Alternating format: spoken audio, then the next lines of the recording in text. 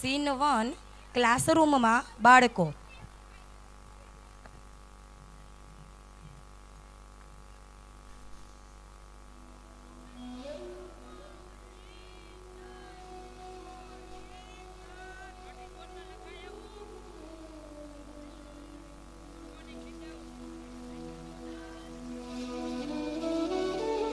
ગઈકાલે મેં તમને એક ટેસ્ટ તૈયાર કરી આવવાનું કીધું હતું, જેનો વિષય હતો મારા દાદા દાદી.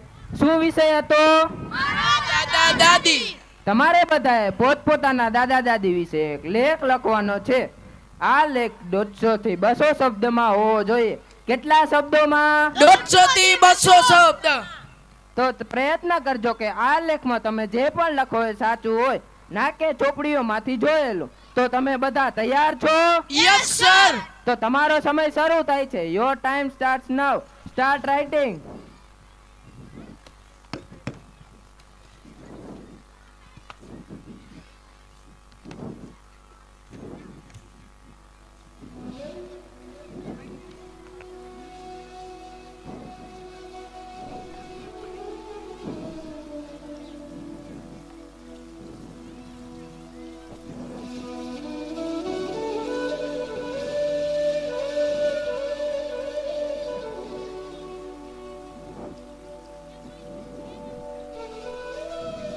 નીચે જો.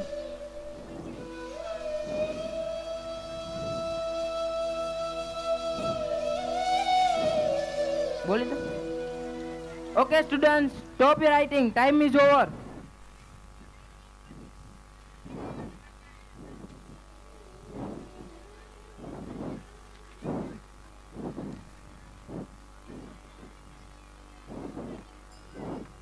ઓકે સ્ટુડન્ટ્સ, આશા રાખું છું કે આજની તમારી ટેસ્ટ સારી ગઈ હશે.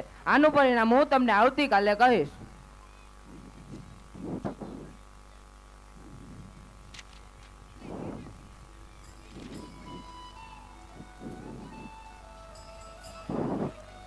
મે I come in sir? Yes come in. આવો બેસો. દર્શન તો સર, મારે તમારી સાથે એક જરૂરી વાત કરવી છે. બોલો ને શ્રીમાન દર્શન, શું વાત કરવી છે? બહુ ટેન્શનમાં લાગો છો. સર, વાત જ કંઈક એવી છે. ટેલ મી, શું વાત છે? સર, આજે મેં 7મા ધોરણના બાળકોની ટેસ્ટ લીધી હતી, જેનો વિષય હતો મારા દાદા દાદી. ઓકે. બધાએ સરસ પેપર લખ્યું છે, પણ મેં અનિલનું પેપર ચેક કર્યું. મને અચરજ લાગ્યું. મને લાગ્યું કે હું તમારી સાથે આ વાત શેર કરું. એવું તો શું લખ્યું છે વરી અનિલે ટેસ્ટમાં? સર, તમે ખુદ જ જોઈ લો, તમને ખબર પડી જશે.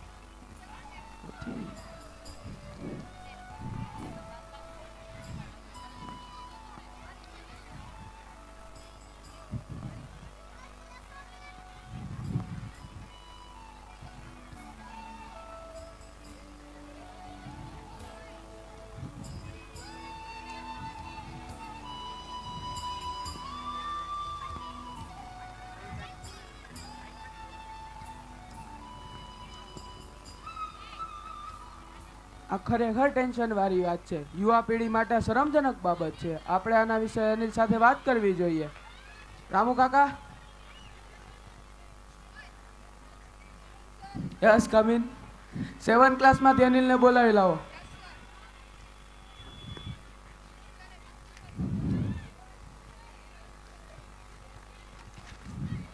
મે I come in sir? Yes come in. કેમ છે બેટા તને? મજામાં છું સર. કમન બેટા, મારી પાસે આવ. આ ટેસ્ટમાં તે જે કાંઈ લખ્યું તે સાચું છે? યસ સર, આ બધું સાચું છે. હું ક્યારેય ખોટું નથી બોલતો. અરે ધીરજ રાખ બેટા, ધીરજ રાખ. હું તારી પરિસ્થિતિને બહુ સારી રીતે સમજી શકું છું. હવે તારે તારા દાદા દાદીથી દૂર નહીં રહેવું પડે. આ મારો વચન છે તને. ચાલ હવે તું તારા ક્લાસમાં જા, ધ્યાન દઈને બરોબર ભણજે. Okay sir. શ્રીમાન દર્શન, યસ સર. તમે એક કામ કરો, અત્યારે ને અત્યારે અનિલના પપ્પાને ફોન કરો અને એમને કહો કે પ્રિન્સિપલ સરને તેમના સાથે વાત કરવી છે. પણ કેમ સર? આપણે અનિલની આ પરિસ્થિતિ વિશે તેમના પપ્પા સાથે વાત કરવી જોઈએ. પણ સર, હું એક અભિપ્રાય આપું. બોલો ને શ્રીમાન. સર, આ તેનું ફેમિલી મેટર છે. શું એમાં માથું મારું ઉચિત રહેશે? હા શ્રીમાન, કારણ કે શાળા અને શાળાના શિક્ષકનું કામ માત્ર પુસ્તકી જ્ઞાન ભણાવવાનું જ નથી, પણ સમાજમાં જાગૃતિ લાવવાનું પણ છે. કોઈક વાર મૂલ્યથી વિખોટા પડેલા પરિવારને મૂલ્ય સાથે જોડવાનું પણ છે. શાળા એ બાળકોના વિચારો અને પરિવારના સભ્યો સાથે જોડતું એક માધ્યમ છે. ઘણીવાર જે બાળક પોતાના પરિવારને નથી કહી શકતો તો આપણે કહે છે, અને શાળા તેની પરિસ્થિતિનું માધ્યમ બને છે. એટલે આપણે તેના પપ્પા સાથે એકવાર તો આ વિશે વાત કરવી જ જોઈએ. ઓકે સર, હું જઈ શકું છું? યસ.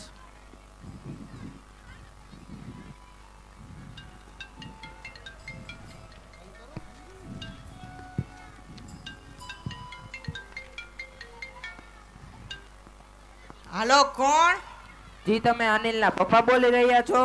જી હા, તમે કોણ? જી, હું અનિલના ક્લાસ ટીચર બોલું છું. પ્રિન્સિપલ સર તમને મળવા માંગે છે, તો તમે શાળાએ આવી જાઓ. શું સર, કઈ ચિંતાજનક વાત છે? જી ના, બસ એમ જ, તમે સ્કૂલે આવી જાઓ. ઠીક છે સર, હું રજા પડે તે પહેલા સ્કૂલે પહોંચી જઈશ. Okay sir. Thank you.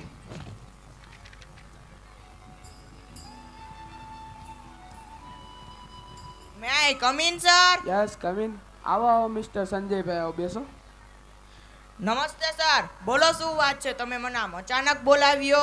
હા, મારે તમારી સાથે એક જરૂરી વાત કરવી હતી, એટલે મેં તમને અહીંયા બોલાવ્યા છે. કઈ વાંધો નથી ને?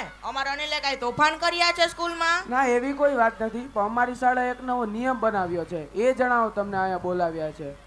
હવે જો તમે તમારા બાળક સાથે આજ પછી ઇંગ્લિશ સિવાય કોઈ પણ ભાષામાં વાત કરતા હોય તો તે કરવાનું બંધ કરી દેજો, નહીંતર તમારું બાળક ઇંગ્લિશ નહીં શીખી શકે. પણ સર, અમે તો ગુજરાતી મીડિયમમાં ભણ્યા છીએ, અમને કેમ ઇંગ્લિશ આવડે?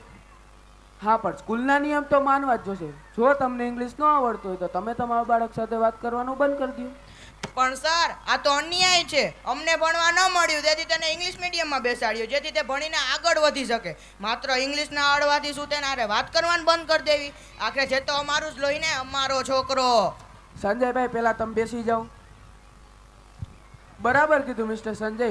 દર મા બાપ એ જ ઈચ્છતા હોય કે પોતાનું બાળક ભણી ગણીને એક સક્સેસફુલ વ્યક્તિ બને અને જીવનમાં સફળતા મેળવે. હર સમય શિક્ષણ અને પેઢીના અંતરથી વિચાર બદલાય તેને આપણે જનરેશન ગેપ કહીએ છીએ. એક મા બાપ અને વડીલ શાળા પ્રત્યેના વિચારોમાં પરિવર્તન આવી શકે છે. પણ સર, તમે કહેવા શું માંગો છો? એક સવાલ ઓર મિસ્ટર સંજય, કે તમારા વખતમાં આવી શાળા, આવું શિક્ષણ કે આવી ટેકનોલોજી હતી? ના ના, સ્કૂલ હતી, એ પણ જેવી તેવી. ટેકનોલોજી ન હતી. શિક્ષક ભણાવતા, સાથે શિક્ષણ પ્રત્યેની મૂલ્ય ફરજો પણ સમજાવતા. એ તો હું તમને સમજાવવા માંગુ છું મિસ્ટર સંજય, કે તમારા કે મારા વખતમાં આવી ટેકનોલોજી કે આવું ઇંગ્લિશ શિક્ષણ ન હતું, પણ તમારા બાળકના જન્મ સમયે આવી ટેકનોલોજી છે, આવું ઇંગ્લિશ શિક્ષણ છે. તમારા બાળક પાસે આધુનિક જ્ઞાન અને વિચારસરણી હશે, પણ તમારા પાસે નહીં. તો તે કારણથી તમારું બાળક તમને છોડીને ચાલી જાય તો તમને ગમશે? પણ સર, આ બધું તમે મને શા માટે કહો છો? હકીકતમાં આજે અમારી શાળામાં શિક્ષકે એક ટેસ્ટ લીધી હતી, તેમાં બધા બાળકોને પોતપોતાના અનિલ! દાદા દાદી વિશે લખવાનું હતું. ઓફિસમાં જઈને સરને લેટર સંભળાવતો. તેમાં તમારા બાળક અનિલે જે લખ્યું તેને વાંચીને મને અચરજ અનુભવ્યો છે. તે મને અંદરથી ધ્રુજારી દીધો છે. તો લો, તમે ખુદ વાંચી લો.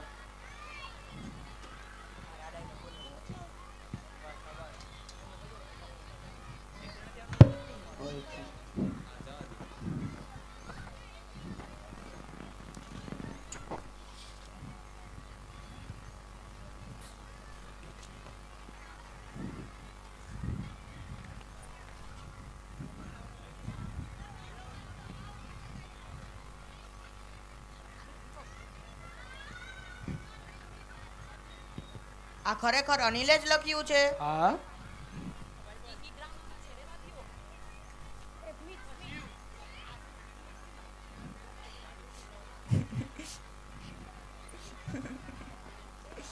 જુઓ સંજયભાઈ, અમારે હતું તમારી બેઇજ્જતી કરવાનો ન હતો. અનિલ એક હોશિયાર અને હોનાર સ્ટુડન્ટ છે. બાળકો તો કાચી માટીના પૂતળા હોય છે, તમે તેને જેવા ઘડો તેવા ઘડાય. તેમનો મગજ કોમ્પ્યુટરની હાર્ડ ડિસ્ક જેવો હોય છે. તમે જેવું ભરશો તેવું સેવ કરશે.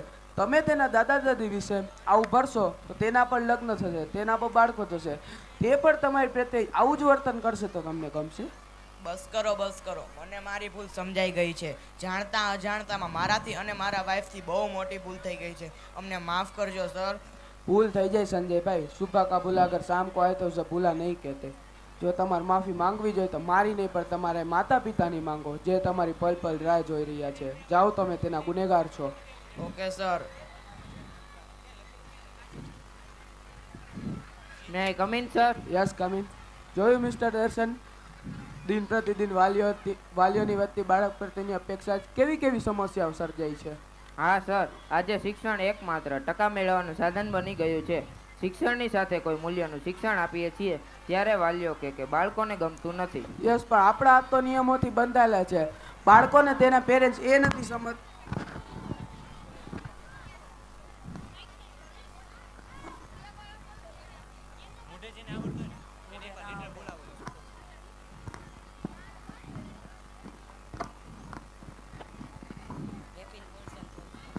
બાળકોને તેના પેરેન્ટ્સ એ નથી સમજતા કે ખાલી શિક્ષણ નહીં, પણ શિક્ષણની સાથે સાથે સંસ્કાર અને તેના સુંદર ગુણોનો પણ વિકાસ થવો જરૂરી છે. શું થશે, ક્યાં જઈને ઊભું રહેશે આજનું શિક્ષણ? ઓકે, તો મિસ્ટર દર્શન, હવે કોઈ આવી સમસ્યા હોય તો તમે મારા સાથે કાલ શેર કરજો. આપણે ચોક્કસપણે તેનું નિવારણ કરશું, જો બાળકોના વાલીઓ આપણી સાથે કોઓપરેટ કરશે તો. Okay sir, thank you. હું તમને ફરી કાલે મળીશ. ઓકે.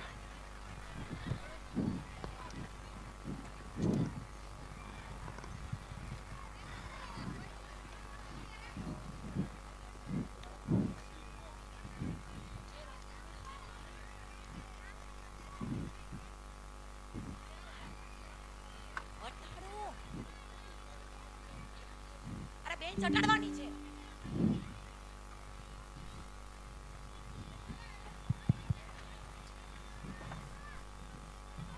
ક્લાસરૂમનો બીજો બાળક સૌરભ તેના ઘરે જાય છે. સીન 3.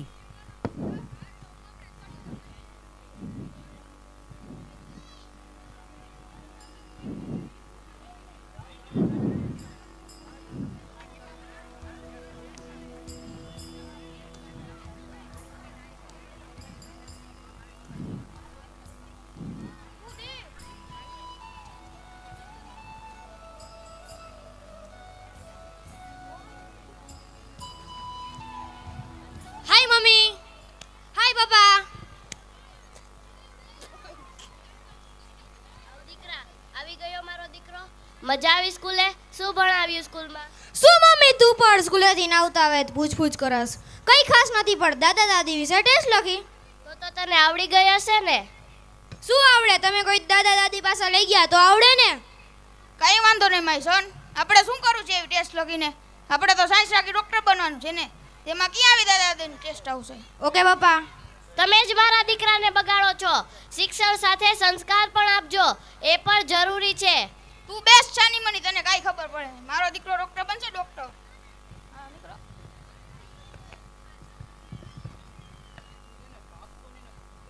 સીન 4. બીજે દિવસે શાળાએ સૌરભ જાય છે.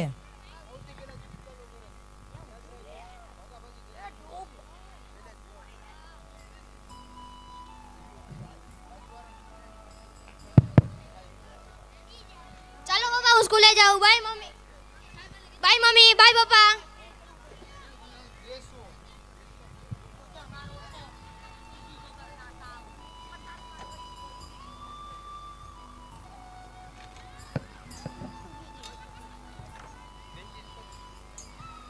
સીન 5. શાળામાં સૌરભ અને શિક્ષક.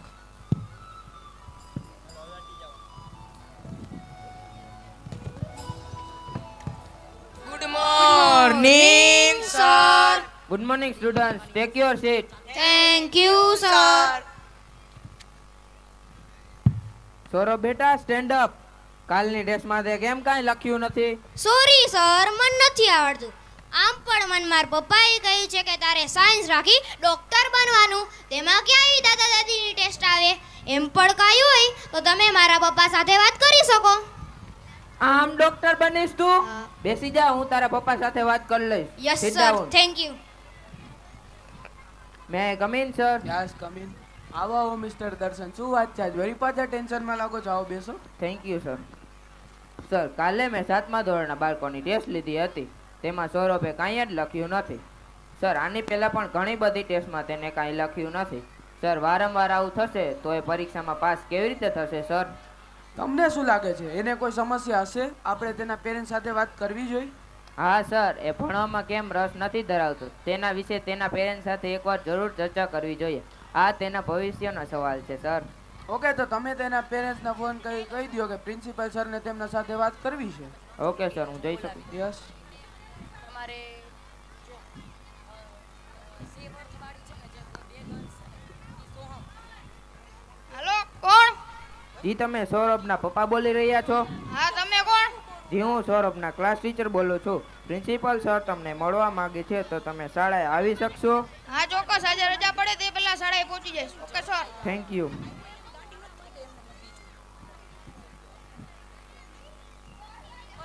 સોહમને લઈ આવો તો એર્યું. May coming sir? Yes, coming. આવો મિસ્ટર વિનુભાઈ, આવો બેસો. કેમ છે વિનુભાઈ તમને? મજામાં છું. તમે કેમ છો? અમે પણ મજામાં. તો શું વાત છે સાહેબ? અચાનક બોલાવવાનું શું કારણ? વાત જાણે એમ છે સાહેબ, સૌરભ આજકાલ બહુ તોફાન કરવા લાગ્યો છે. ભણવામાં પણ ધ્યાન દેતો નથી અને ટીચર સાથે પણ કોઓપરેટ કરતો નથી. મને એ નથી સમજાતું કે તમે એને શું કહો છો જેથી તેનું વર્તન ટીચર સાથે આટલું બધું આક્રમક બની જાય છે. એટલે તમે કહેવા શું માંગો?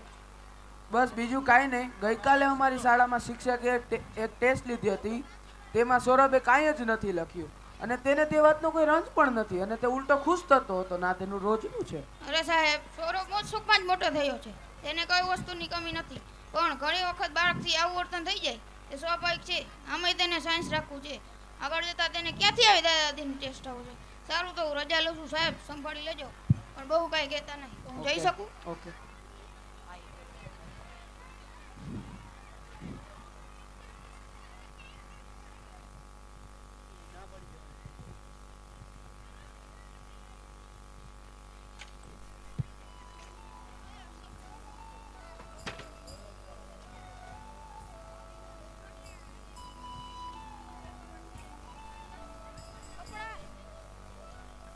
દસ વર્ષ બાદ ગાર્ડનમાં વિનુ કાકા અને અનિલની મુલાકાત.